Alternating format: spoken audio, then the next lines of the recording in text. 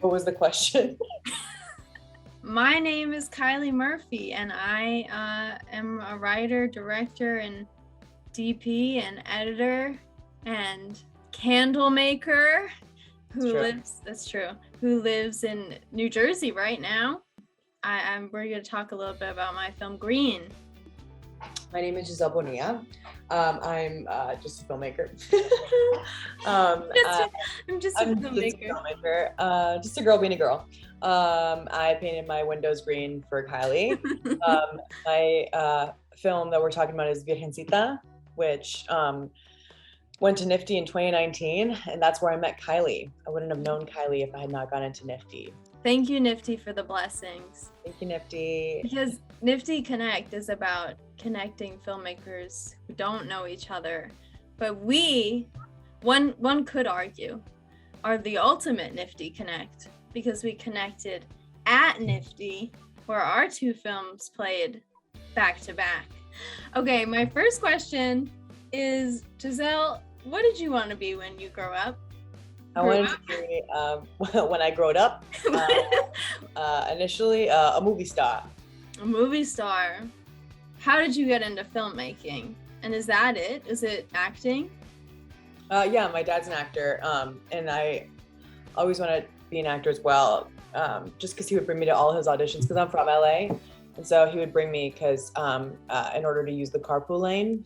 So I had to, I hated going to his auditions, and I was like, once I started to do it, he didn't want me to act because he didn't think I could handle the rejection, and then it turns out he was right. I don't know, I got kind of frustrated with the kind of auditions I was getting, and the things I was booking, I felt like I was always putting on what they thought Latina or Latinx person was, and it was never written by a Latina or Latinx person, and so I just kind of grew frustrated and felt really powerless. I had no control over my career, and I started writing and doing improv. And then from there, I went to film school and kind of gave up acting altogether, and really fell in love with directing. You said that you weren't acting, and yet you acted in your own film. What makes you such a hypocrite? Okay, Howard Stern. I did that in college when I was at NYU, and I don't know. So it was my story. When I was in middle school, we had a teacher. Pretty much the opening monologue of Virgencita is what had happened, and I didn't realize that. I was the only one who wasn't harassed by that teacher, and I hadn't gotten my period yet. I didn't get it till high school. I guess I was pretty protective of the material, and I kind of wanted to do it. And my favorite movie at the time was Annie Hall, and I had modeled the whole opening sequence of Annie Hall for my short, especially the classroom sequence and the monologue, and I'm distancing myself from my work now in grad school. I go to AFI, and I want to only focus on directing, and I think in order to do that, I had to take on less for the projects. It feels like a really big luxury to work with actors, and I had no idea how easy it was. I was so scatterbrained in undergrad because I was doing everything. It was I was also I took on way too much in undergrad. I was working full-time in a restaurant while in film school. I remember you telling me that. That's crazy.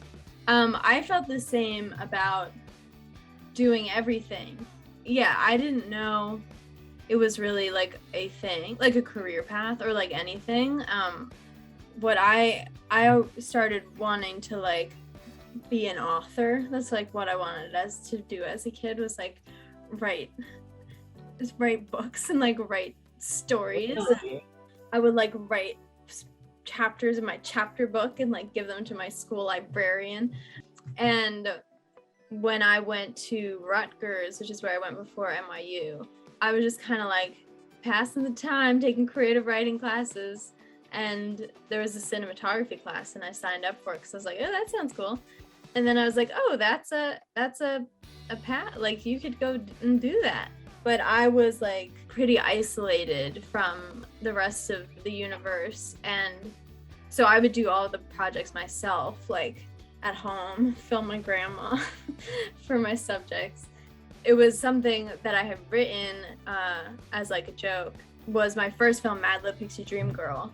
And I was like, I guess I could make it if I like figure it out. So that was like the first thing I ever made. I was like, all right, cool. So I got a camera, and I think I spent like $400 on the whole film, and just like made it with a couple like local actors around here. And my friend who went to the community college around here like let me borrow their like sound equipment, just like made it for fun. Was there a project where you fell in love with what they call the art of filmmaking? I feel like, okay, so the short that I made before Virgencita will never be seen anywhere because it's the worst film ever made. But it was like my intermediate film. Yeah, well, that film like went horribly wrong.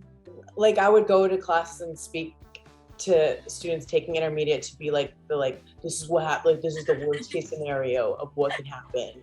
It wasn't traumatizing, but it honestly made my like one of my best friends and the DP who shoots almost everything I do, Alex Haas, and I that like trauma bonded us. Yeah. So we like really learned a lot about like indie filmmaking. I think that's what made my intermediate film so traumatic, was because I had to do it in New York and I wasn't from New York. And I didn't know. I was just so dumb. And I got snuck out of a location. NYU had to shut the production down because the insurance wasn't cleared because the guy lied about owning the property. And like I had already maxed out my credit card to shoot that weekend, and we had like a big stunt, and there was like a stuntman that we like paid to be there, and I had to like basically do an entire reshoot in a different location. We shot half of it there, and the other half was like so different. But I learned so much doing that. I think that's why I wanted to make Virgencita. Like I shot it at my childhood home in North Hollywood. I recognized the cabinets from our FaceTimes, and I was gonna ask you if you shot that at your house. Yeah, like I don't have to art anything. I just live in it. There's like a big portrait of me for my quinceañera. Like it was all like, like it was all just ready to shoot my story there because it was my story. It's where I grew up, where the story took place. Classroom scene was at the high school, and like all of those kids were like students at Providence. I like spoke at an assembly and was like, I need kids, and they were like, oh, it was like all the media focus kids that like. It's just like it just taught me that like I'm not gonna beg people to support me. I'm just gonna go to people who already support me and like want to see me succeed and like ask them for favors because I actually have a relationship with them. And it's not like me just talking to some stranger in New York who like thinks because I go to NYU that I'm rich. I feel similarly where it's like, I don't know, I think it's probably the nature of how we both started making things, but it's just like what we have on hand. And it's like, there's a way to make this where I don't have to pay $13,000 for a hospital room. It's like, I'm gonna go find that way because it's out there. It's like, there's always an option. Like, I bet it's so much easier for you to make a movie in Jersey, like where you're from. Yeah, that's how I made my first short. Yeah. Which is how I got introduced to the world of NFFTY, Mad Lib Pixie Dream Girl, but like for making me feel like validated as a filmmaker for the first time, because I had made that short around New Jersey in all places where I could get for free, and I guess the most money I spent on was like post-production stuff because I like shot it and edited it and I did all the stuff and like borrowed equipment. And it's so much easier to like go to find a dentist that you know and be like, can I shoot here, versus going around New York City. When it was for green, I was like, all I needed for green was like one room that looked like it could be the backstage of a comedy room, which is like the comedy venue. No, we shot in a bar. Yeah, because it's really hard to just like find one room in a city of like people who want to take your money. And I shot it in a bar in the East Village, which shall remain nameless because they forgot they had scheduled a wedding on the second day I was supposed to shoot. So they called me the week before and were like, I saw his number come on my phone and I was like, Jesus God, what is wrong? As I was like driving yard sale to yard sale buying props, And he was like, yeah, so sorry, mix up. And you know, like you can't really this was my intermediate. And so you're like locked into a weekend. So you can't really, there's not a lot of flexibility. So I was like, okay, we'll do it in one day then, I guess. We ended up shooting just on one Saturday, my most manic hours to date.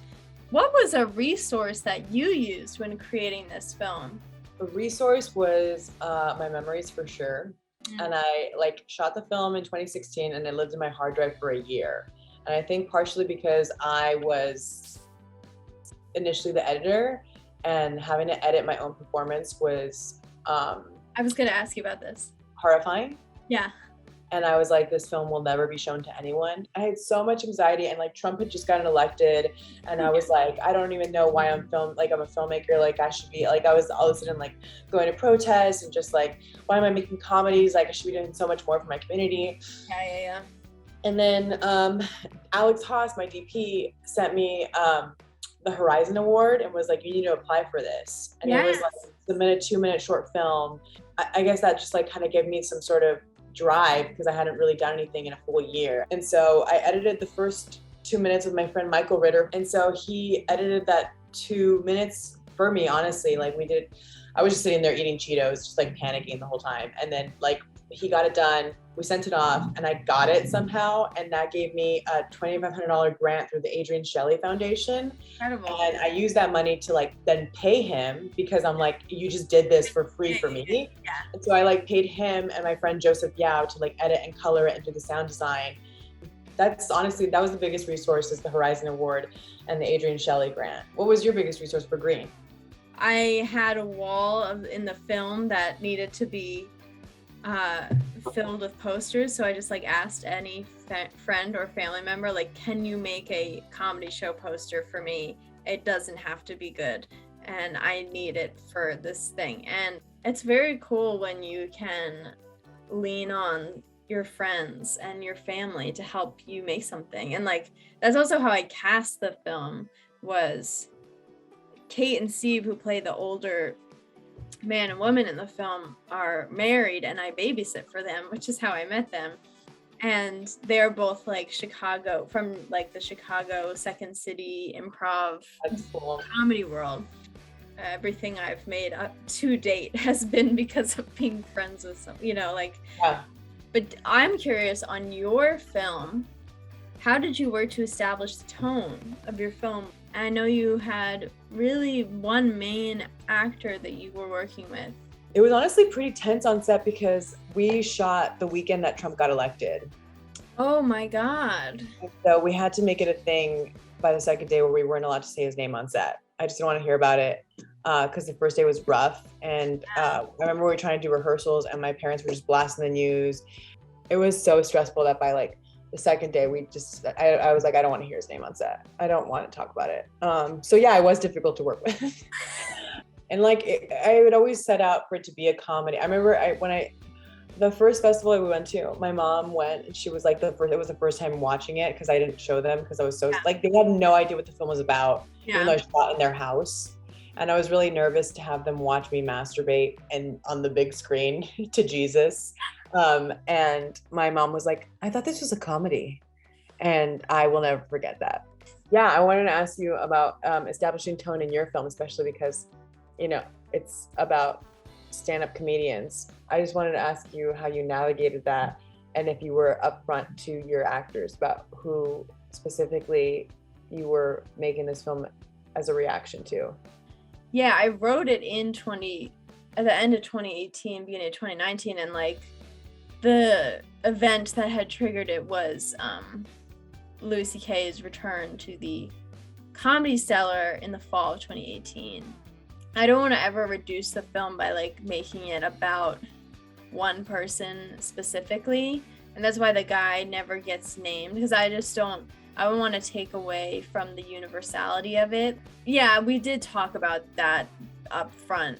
Not necessarily like this guy, but the reaction that a guy like this received after being away for this action. And like, yeah, I think I was just like really done with it being about the man of it all, where like X returns to XY industry and he's in the headline, and it's like not about, well, what about, you know, all the people who are forced to move around him and how are they affected? And Yeah. I think you always just gotta have a laugh. You gotta have a little laugh about everything all the time, always. And I think that's something that we agree upon. We see eye to eye on that. Was there like improv on set? I feel like I might have improvised some of the monologue. Just because like I was so stressed about the logistics of shooting this like super low budget short film. Yeah. That I didn't even like think about character work. Like I wasn't thinking about prep as an actor. Yeah, I think that happens all the time where it's like, I'm just trying to like make this thing. Do I have time to like think about what it means in the moment? And like, probably not. I feel that even as a director, it's like with super low budget stuff, it's like, I'm trying to get this done. And that is usually like the first thought that's like dominating all the other thoughts. So for Green, I felt like rehearsals were so important. We only did 2 rehearsals, but the first one was maybe like 3 or 4 hours of like going through the script beat by beat. Like it's one scene, so it's not like scene by scene. It's like breaking it into smaller sections by the beats of it and going through, and we were like reading it, stopping, talking about this, like talking about what this exchange might be or what he really means when he says that. And then we do it again, and then we'd see like how that worked, and then if that felt good, then we would like move on. You're operating out of necessity always, first and foremost, and like you can still make amazing things within that, but there's a lot of things that you simply cannot afford to do. What do you think it is about comedy for you?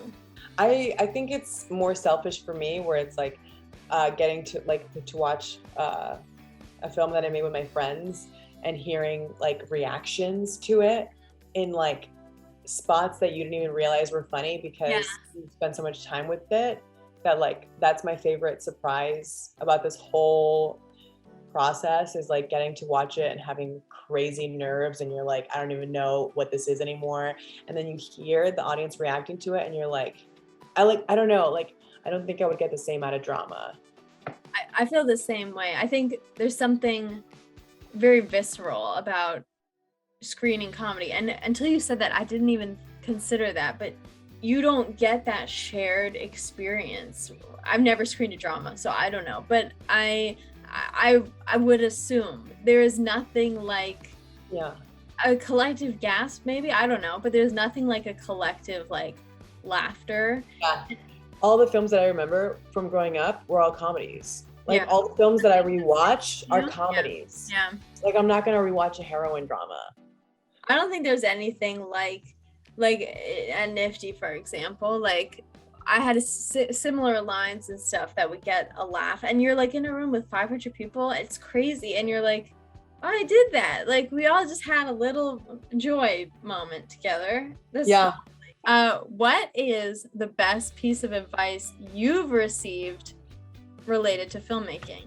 The best piece of advice I've received is for sure, stop trying to like reach up and get approval or like acceptance, or even try to be like pulled into the industry by people who are already established in it. And like just like, because it's like we're gonna get jobs because of the people that are at our level, and like it's not even just about getting jobs, but like those are like our peers. And I honestly felt that more at NFFTY than any other festival, because also at like Palm Springs, there's a lot of people who are your same level, and you just like become friends, and everyone is so talented, and they're at your stage where you're kind of just like floating and waiting for someone to pick you up and take you to like, you know, the ether of the industry. Like I have arrived. And then it's like, but then you realize that people who are in the industry are like, I'm not even in the industry. Like no one thinks about the industry. Nobody feels like they're in it. So and it's all a lie. Like nobody feels like they're in it. Sometimes people say things to me like, you're really doing stuff, and I'm like, am I? And like yeah Are you sure? Because it doesn't feel like, it will always feel like it doesn't, it's not it's not happening, but it's always happening. Yeah, like all the friends I made were from like Ignite and NFFTY, like in my film like friend circle. And like we all have that same like kind of purgatorial perspective of everything where we're like, I don't know, it's brought us super close together and we're always helping each other out.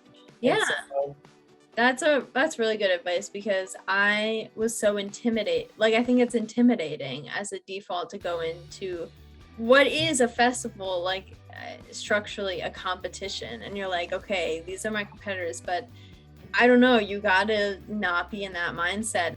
One of the advice that I think about was something that you told to me, which I think I'm gonna butcher it, but it was something like, when you're on set, like, don't say maybe or that you don't know. Like, if you are asked, I think the example is like, production designer comes up and is like, do we want a red tablecloth or a yellow tablecloth? Don't be like, I'm not sure. You say red. Like, stick with one thing and just like be assertive and confident, because wibbly wobbling, there's like, as we've been talking about this whole time, is like everything is out of necessity. Like, everything you're just making up as you go, and you're gonna be so much like a stronger filmmaker when you're just making decisions and like feeling like the people around you trust you and have faith in you. And it's just like having that in your, we must always have faith in ourselves, as Reese Witherspoon said in her wig, terrible wig at the end of that Legally Blonde, but that's besides the point. You can hear more about that on my wig podcast. But I think just like, just being sure of yourself, even if you don't feel like it, just like making one decision and like feeling strong about something like that, keeping everything moving, and just like knowing your purpose, like what you're there to do.